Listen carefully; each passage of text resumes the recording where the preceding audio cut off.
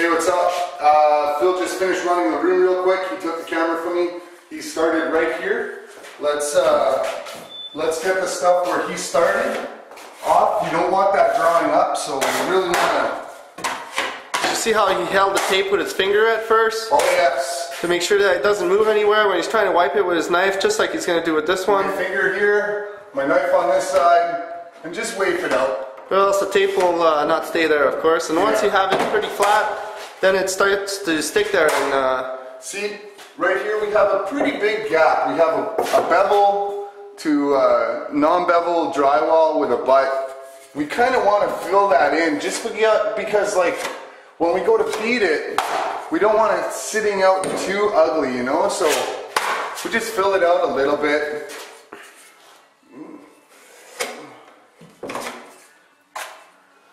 so he wants it to make it level so it's easier for us to coat in the end. Is what it is. Right now he's kind of giving it a first coat. Yeah. He's going to move on. See how he holds it with his finger like that on the edge? Just a little. And those are just for the smaller ones. Yeah, the big ones. The bigger one, like a flat. Like this flat, start in the middle. Always start in the middle.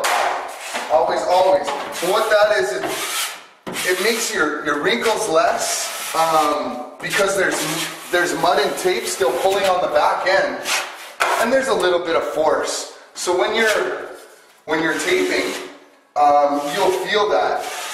Don't fight it. Clean off your edges if there is any. Clean it up like that, you know. Clean off all the edges. Make sure that there's no sluggies left around so that your flat looks real good. I got butts back here, so we'll just again holding it with his finger all the time. Sorry. Again, my finger in the back towards the angle.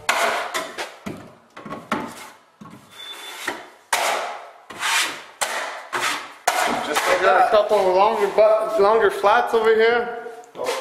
After he does his butt, I guess, yeah. Sorry. Another little butt there. Sometimes I forget things, so I just really like to follow the wall. That's a really good thing. Following the wall. Always follow the wall. Always follow the wall.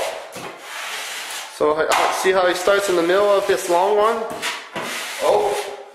And I always apply a little bit of mud if I'm going to start waving it out. Why? Because I like to fill the bevel a little bit so that when we run the box, it's not just sinking into nothing. We really like to have a little bit of mud in those flats. so he leaves the bevel nicely filled like that. Oh yes. And if it's not nicely filled, if there's a little bit of a not filled bevel, he will add more mud or run his knife pressing a little harder, try to squeeze more mud out of it. See, like right here, there's not enough mud. See this area right here? Not enough mud. So what I like to do is just add a little bit of muds. And then he fills the bevel full. We use a big broad knife for that reason. It's all, you know, I've waved knives with wave tastes with most knives. I find that this is Phil's knife. I'm using it because it was here. I like the 12 inches. He doesn't mind this one. But it's always taster's choice with your knives. But you want to use a broad knife though? You don't want to use a little knife. No, like a to wipe 6 your inch. tape. You don't want to be doing that. You want at least 8 inches of area. You're going to be pushing a lot of mud. You want it. It's going to take you a lot of swipes. That's right. Use a little knife. You want to go as much as you can, as long as you can, without making a mess.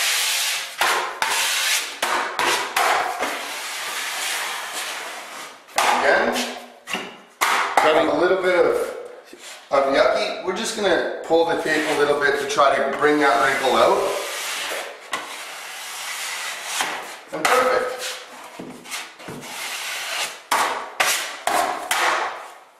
Looks good to me. So we cut this corner with the knife earlier. You just did. Just like that. You don't want to do it too slow because you won't rip it. You want to give it a good. What I do is I weight the whole tape. I leave about this much area. That's like this much area. that's not weighted yet, and it'll be sticking out roundly. You use the corner of your knife. Poke it real fast. With the sharp corner. And you poke it real fast and it just rips. So you want to make sure that you wiped a lot of the tape already, or else it pulls the tape. Yeah, and you'll be playing with tape and your hands will be getting dirty and that's right.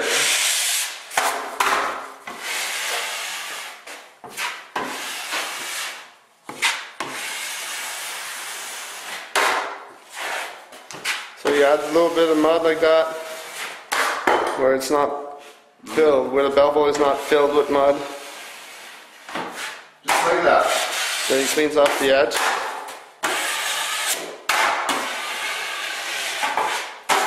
It's nice. That's it. And you want to press kind of hard on your knife too. Make sure you squeeze some mud out of it. Actually, like, you're pushing a little bit of like... Squeeze mud out of it. You know, like, you want to get the mud out of it. You don't want too much in behind there. You want it as flat as you can get it right now, so that when you go to coat, you're not humping. And a hump, you'll be able to feel it. The painter will be able to see it, and the homeowner will be like, why is my wall not flat? The idea of it is trying to make the wall as flat as we can. Well, that's it for the tapes, for flats and butts. Thank you. Thank you.